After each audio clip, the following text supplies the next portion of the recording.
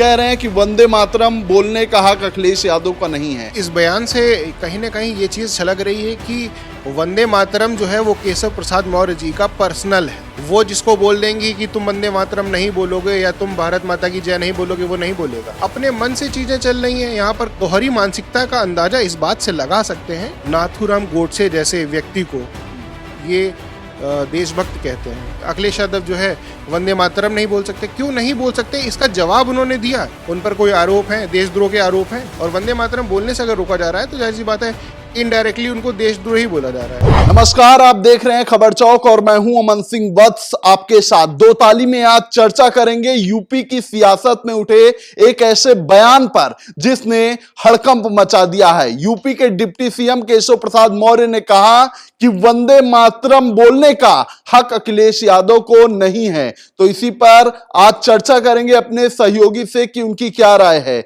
जिस तरीके से केशव प्रसाद मौर्य का बयान निकल के सामने आया है, कह रहे हैं कि वंदे मातरम बोलने का हक अखिलेश यादव का नहीं है, किस तरीके से देखते हैं आप?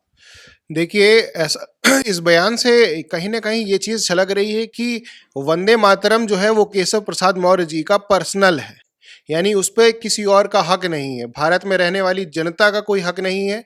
जिस जनता में अखिलेश यादव आते हैं, आम आदमी भी एक वो है, पहले कहीं ना कहीं पूर्व सीएम भी रह चुके हैं।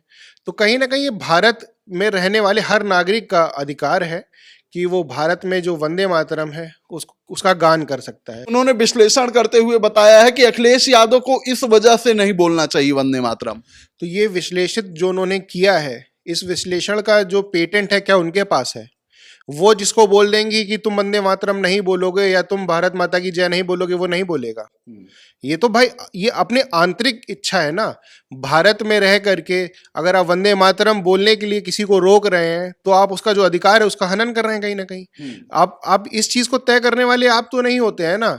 क्या कोर्ट ने बोला है? कोर्ट ने नहीं बोला है। अपने मन से चीजें चल रही हैं। यहाँ पर कोई कोर्ट नहीं है, कोई जो है प्रशासन नहीं है। सिर्फ अपने मन से आप कि ये अखिलेश यादव जो है वंदे मातरम नहीं बोल सकते। क्यों नहीं बोल सकते, इसका जवाब उन्होंने दिया। जो विश्लेषण दिया है उस विश्लेषण में ये जवाब दिया है उन्होंने कि नहीं, इस चीज को जिम्मेदारी के साथ ठहराते हुए ये चीज बोली हो कि अखिलेश यादव इसलिए वंदे मातरम नहीं बोल सकते हैं। उन पर कोई आरोप है, देशद्रोह के आरोप हैं, ऐसा तो कुछ भी नहीं है ना। और वंदे मातरम बोलने से अगर रोका जा रहा है तो जाहिर सी बात है इनडायरेक्टली उनको देशद्रोही बोला जा रहा है। तो ये चीज आप खुद समझ सकते हैं कि कितनी गलत है। तो क्या वजह मानते हैं आप कि इस तरीके से बयान दे रहे हैं डिप्टी सीएम केशव प्रसाद मौर्य अखिलेश यादव के खिलाफ? देखिए, जो बयानबाजी है वो आप भी समझ रहे हैं। जब बयानों को मतलब किसी को नीचे गिराने की आप स्तर की बात करते हैं, आप उसमें अपना स्तर भूल जाते हैं कि आपका स्तर क्या है। आप इस चीज़ को बोलते बोलते इतना आगे चले गए कि आपको मालूम नहीं आप बोल क्या रहे हैं, और आपने ये बोल दिया बस अखिलेश यादव को वंदे मातरम बोलने के लिए क्या नाम है की मनाही ही है। मतलब अब आप इस चीज़ को सोचिए, इस बारे में ज़रा गहनता से सोचिए कि डेमोक्रेटिक कंट्री भारत जैसे देश में रहते हुए, जो कहीं ना कहीं विश्व में जो डेमोक्रेसी भारत के पास है, वैसी डेमोक्रेसी के लिए जो तमाम देश हैं वो लगातार जद्दोजहद करते रहते हैं, वो डेमोक्रेसी भारत के पास है। उसमें इस तरह के जो बयान निकल करके सामने आते हैं, ये दोहरी मानसिकता को दर्शाता है। एक तरफ तो आप चाहते हैं कि हर कोई देशभक्त हो जाए, दूसरी तरफ आपके जो नेता हैं, कहीं ना कहीं आपके विपक्ष के जो नेता हैं, आप उनको वंदे मातरम जैसे जो देशभक्त के नारे हैं उनको लगाने से रोक रहे हैं। क्यों नहीं लगा सकते हैं? वो सबसे बड़ा सवाल तो यहाँ पर खड़ा होता है। दूसरी चीज ये है कि राजनीति जरूरी है, लेकिन राजनीति में रहने के बावजूद भी देश में जो चीजें चल रही हैं उनको दरकिनार ना किया जाए।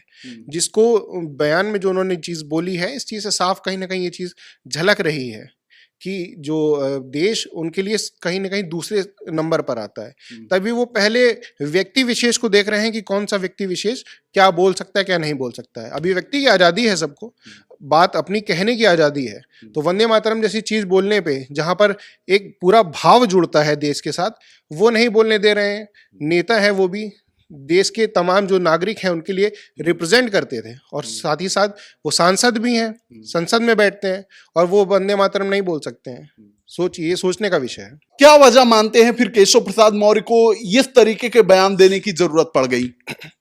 बयान, आप इस चीज को समझिए कि ये सिर्फ पर्सनल कहीं ना कहीं वो हो रहे हैं, और जिस तरीके की उन्होंने बयानबाजी करी, ये पर्सनल चीजें जा रही हैं। और अगर आप इस चीजों को उठा करके देखेंगे तो आरएसएस जैसे संघ यानी कि जो पुराने संघ हैं उस संघ में कभी भारत के झंडे को नहीं फहराया गया।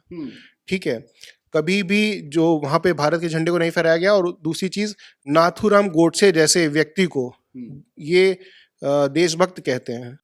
और दूसरी तरफ अखिलेश जैसे व्यक्ति को जो तत्पर रहते हैं हमेशा समाज के प्रति, जो जगह जगह पर वो जो है जागरूक रहते हैं और ये चीज देखते रहते हैं कि कहाँ पर क्या चल रहा है क्या नहीं। और उसको, उस व्यक्ति को आप जो है, उनको जो है आप क्या कह रहे हैं कि वो वंदे मातरम नहीं बोल सकते हैं। तो आप दोहरी मानसिकता का अंदाजा इस बात से लगा सकते हैं कि एक तरफ खुद उस चीज का पालन नहीं करेंगे, अगर दूसरा व्यक्ति कर रहा है तो उसको करने से रोकेंगे। ये डर झलकता है, दोहरी मानसिकता झलकती है, जो साफ तौर पर नजर आ रही है बयान से। ठीक है, तो हमारे सहयोगी की साफ तौर पर यह राय है कि अखिलेश यादव इस प्रदेश के पूर्व मुख्यमंत्री रह चुके हैं, मौजूदा समय में सांसद हैं, एक क्षेत्र को रिप्रेजेंट करते हैं, एक पार्टी को रिप्रेजेंट करते हैं, और उनको इस तरीके से मना करना कि आप वंदे मातरम नहीं कह सकते हैं, कहीं ना कहीं अनुचित है। फिलहाल दो ताली में आज इतना ही। ऐसी खबरों को आपके बीच में लेकर हाजिर रहेंगे, तब तक देखते रहिए खबर चौक। कैमरा पर्सन अभिजीत के साथ Aman Singh Vats, Lucknow. New public inter college Lucknow, admission open. For more information call 0522 282232 और 7755 089585।